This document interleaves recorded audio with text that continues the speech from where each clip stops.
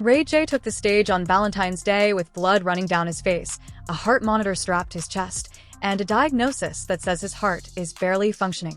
Ray J is determined to go out with a bang, but the strain took its toll. Blood, a heart monitor, and a Valentine's Day stage. On February 14, 2026, Ray J, born William Ray Norwood Jr., age 45, stepped onto the stage at the Shreveport Municipal Auditorium in Louisiana for an intimate Valentine's Day concert. Why? Kelly Price and friends. The lineup was stacked with R&B veterans, Kelly Price as the headliner alongside Bobby V, Sammy 702, Jay Holiday, Sunshine Anderson, and Pleasure P, who was added late to the bill. Doors opened at 700 p.m., show at 8. Tickets were available through Ticketmaster.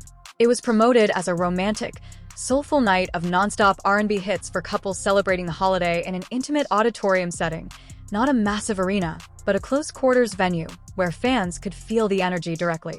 And then Ray J took the stage in a bright orange jumpsuit and sunglasses. And within minutes, the entire internet was talking about what they saw on his face.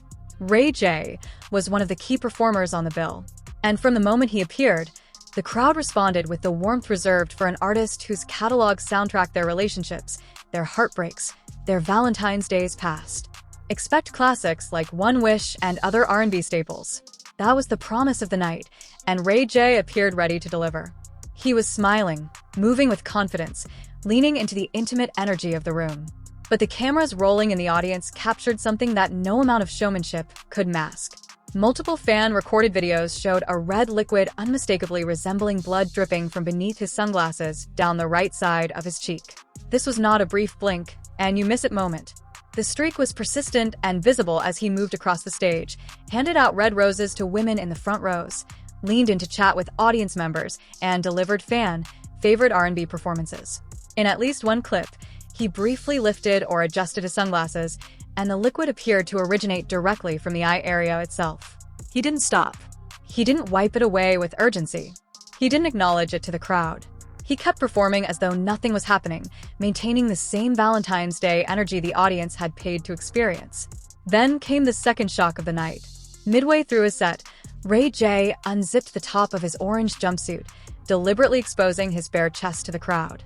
There on the upper left side of his torso sat a prominent medical patch or dressing widely identified by fans and media outlets like Complex, Yahoo, and Hindustan Times as a heart monitor, likely a Holter monitor or similar cardiac monitoring device. He appeared to reveal it intentionally while continuing to sing as though the device were part of the performance itself rather than evidence that his body was being actively tracked for failure. Before the show, Ray J had posted on Facebook acknowledging the device directly. He wrote that he had a heart monitor attached to his chest and still felt blessed to be outside with the people.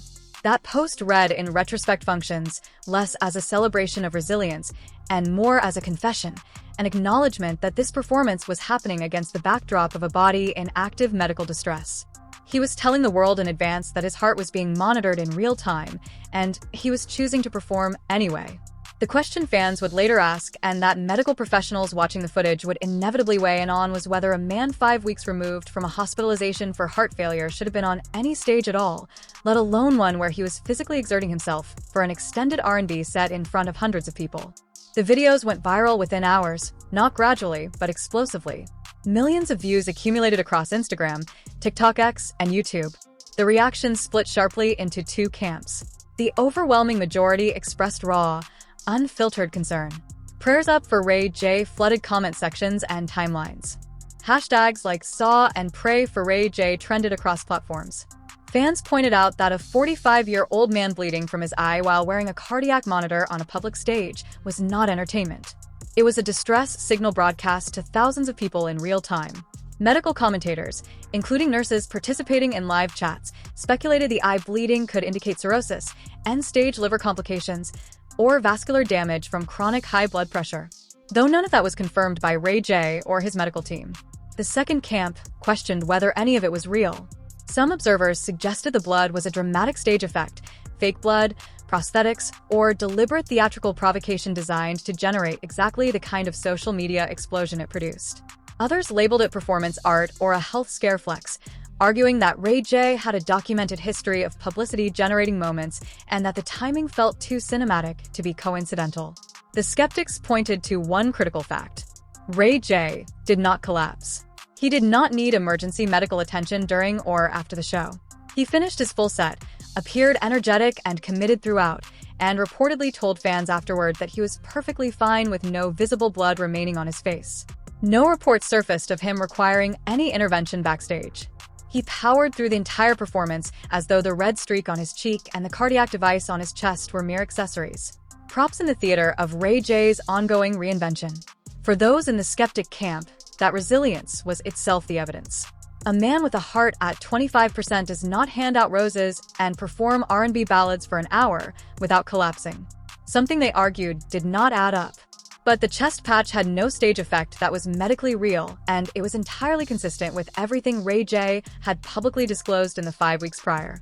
Disclosures that had already sent shockwaves through the entertainment world and dominated headlines from TMZ to NBC News. Because what happened on that Shreveport stage did not happen in isolation. It happened exactly 5 weeks after Ray J was rushed to a Las Vegas hospital where doctors delivered a diagnosis that shattered any illusion of invincibility he had been carrying for decades. The blood may have been debatable. The heart monitor was not. And the story behind that device, a story of pneumonia, heart failure, 8 medications, and a prognosis that included the word months, is where this narrative takes its darkest turn. As of February 16, 2026, Ray J has not issued a direct public statement addressing the specific visuals from the Shreveport performance. Not the blood, not the patch, not the implications of performing under those conditions. He has been posting normally on social media, otherwise maintaining his public F-facing presence, but the footage from that Valentine's Day concert has now fused with a hospital footage from January to create a single escalating narrative that the internet cannot stop discussing.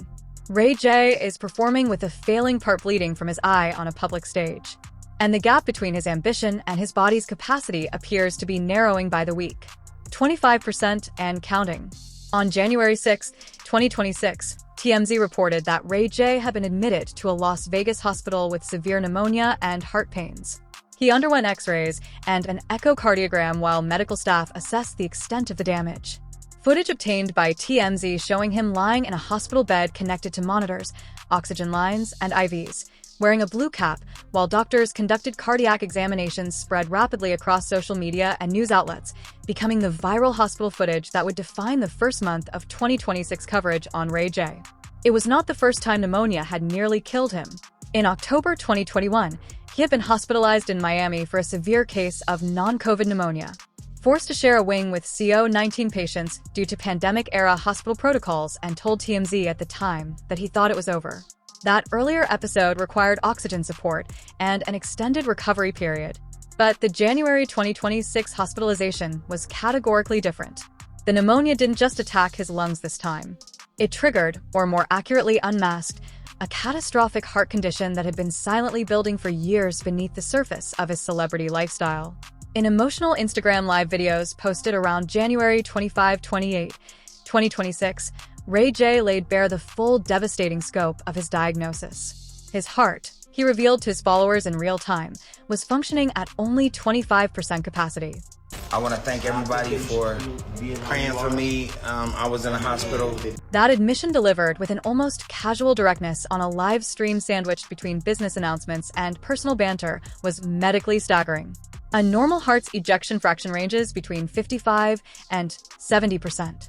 At 25%, a patient falls squarely into the territory of severe heart failure with reduced ejection fraction classified under current AHA, ACC, HFSA guidelines as HF, a condition that without aggressive treatment carries significant mortality risk. My heart's only beating like 25%, but as long as I stay focused and stay on the right path. Ray J attributed the damage squarely to years of self-destructive choices he had made during the height of his fame. He described consuming 4 to 5 bottles of alcohol daily, heavy substance use, including Adderall and other pills, and a relentless cycle of partying that he believed had left his body irreparably compromised. He described one side of his heart as black and done, language that, while not clinical in nature, conveyed the raw gravity of what imaging had revealed to his doctors. He admitted openly that he had felt invincible for far too long, and that the bill for that invincibility had finally come due all at once. The prognosis, as Ray J relayed it to his audience, was dire. He told fans that doctors indicated he may not survive long, deploying phrases like 2027 is definitely a wrap for me and referencing having only months left to live. The claims were picked up by virtually every major outlet. NBC News reported on it. People magazine ran an extensive feature. Billboard covered the health update in detail. USA Today published its own account. Page 6 reported that he claimed he would not live past 2027. The combination of leaked hospital footage from TMZ and his raw self-recorded Instagram videos kept the topic trending through the final days of January 2026 and into February.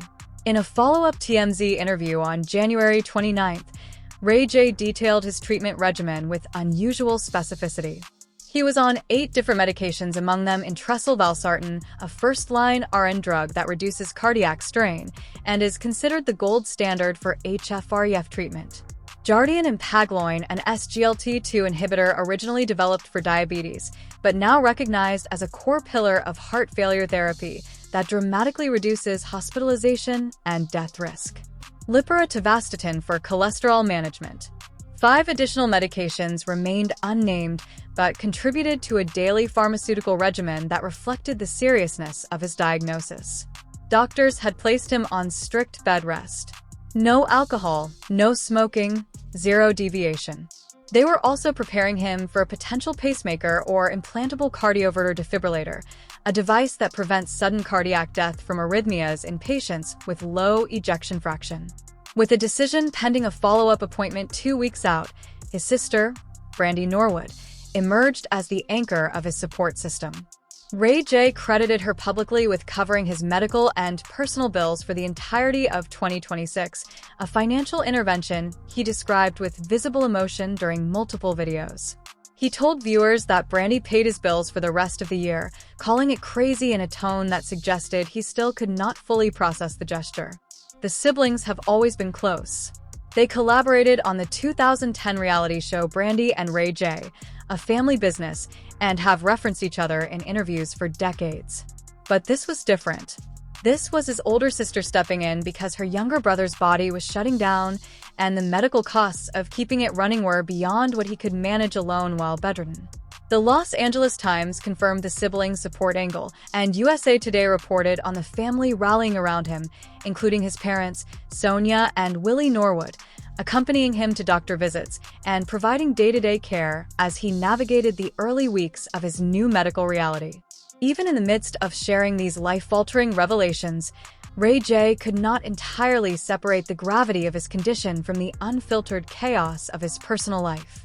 During that same Instagram Live session, the one where he disclosed his 25% heart function to the world, a woman identified as Sheila, who had been sitting with him in the hospital during recovery, playfully struck him while demonstrating boxing moves she had been learning. His reaction was immediate, visceral, and telling. What might have been a throwaway comedic moment on any other live stream became, in this context, a jarring reminder of just how physically fragile Ray J had become. The playful punch visibly rattled him, and his response was not performative irritation. It was genuine distress from a man whose cardiovascular system was operating at a fraction of its intended output. I can't work out. Don't ever hit me like that again.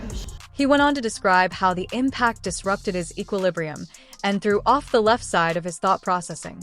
Symptoms that, for a man with a heart pumping at a quarter of its normal capacity, carry implications far beyond a bruised ego.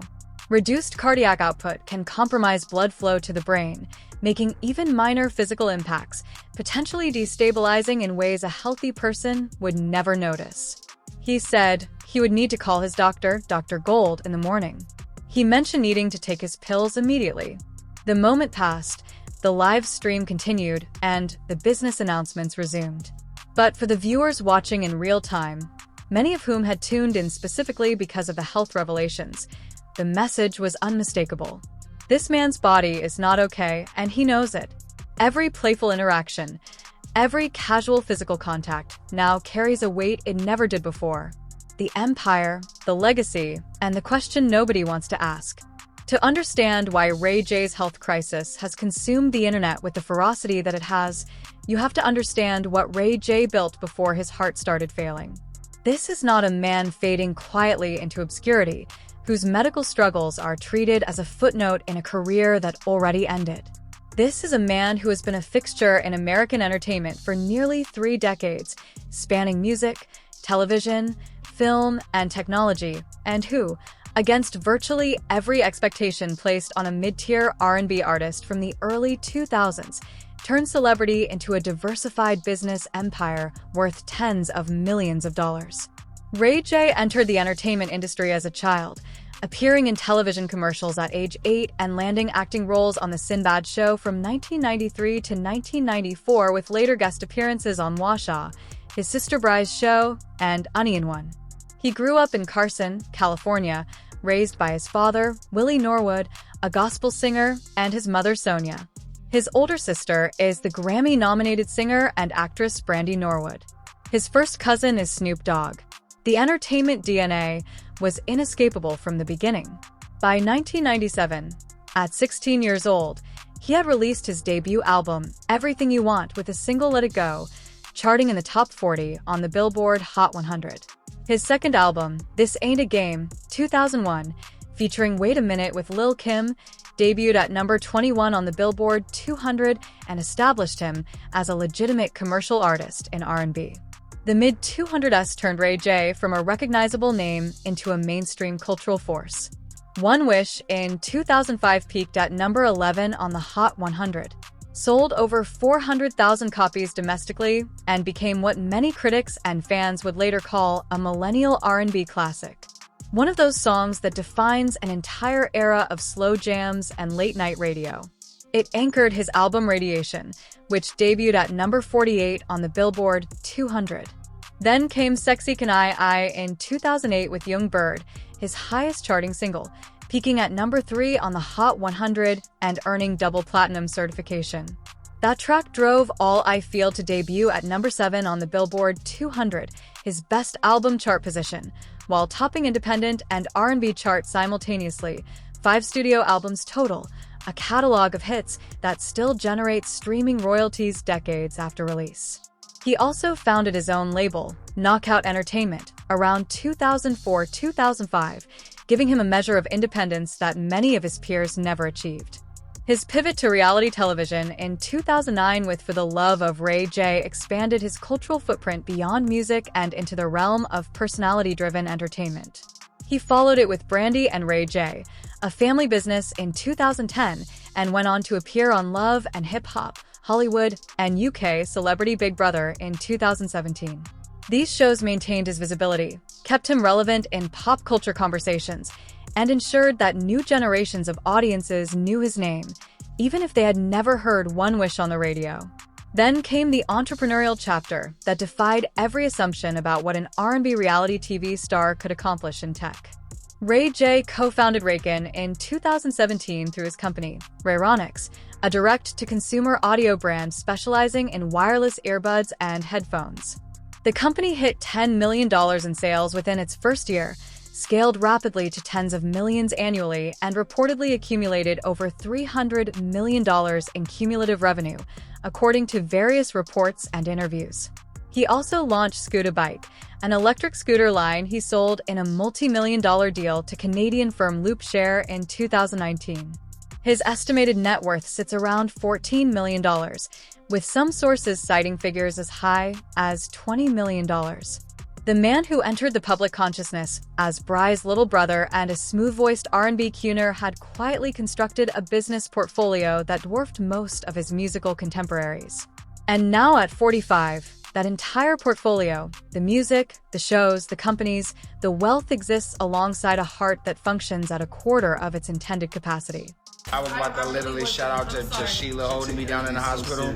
I'm not gonna do that. Even in the process of revealing his condition to the world, Ray J could not stop being the relentless hustler he has always been. The same live stream where he disclosed his 25% heart function doubled as a business launch event. He announced that his Tronix network was relaunching as a dedicated dating show platform powered by the Zeus network, which he praised extensively as the dominant force in OTT streaming for urban entertainment. The juxtaposition was staggering. A man describing his heart as black and done in one stretch of the stream, then pivoting to promote For the Love of Ray J 3 and announced plans for 15 new dating shows shooting within 2 months. He shouted out Zeus Network founder Lemmy, praised the OTT platform's disruption of linear television, and positioned Tronix as a dating show-only vertical heading into 2026 and 2027, the very year he told his audience Dr. said would be a wrap for him. Fan reactions to the full arc of the saga, from the January hospitalization to the Instagram revelations to the Shreveport performance, have been a volatile mixture of genuine concern and pointed skepticism. The supportive majority flooded his Instagram comments with prayers, healing wishes, and messages like "hard at 25% is no joke." Hashtags like "I'm pray for Ray J" and "Get well Ray J" circulated widely across X, Instagram, and TikTok. Some fans shared their own experiences with heart failure and low ejection fraction, offering encouragement drawn from personal survival. Others praised his transparency about the consequences of substance abuse, viewing his public warnings as genuine service from a man paying the price for choices he can no longer undo. But a significant and vocal minority accused him of leveraging the health crisis for publicity. Comments like, "Is he promoting a new show during his announcement?"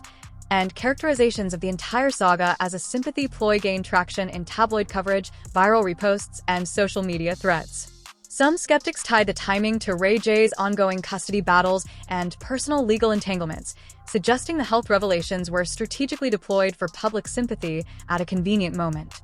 The fact that he continued going live, brokering television deals, announcing production timelines, and planning dating shows while supposedly confined to bed rest struck those critics as fundamentally inconsistent with the terminal narrative he was presenting.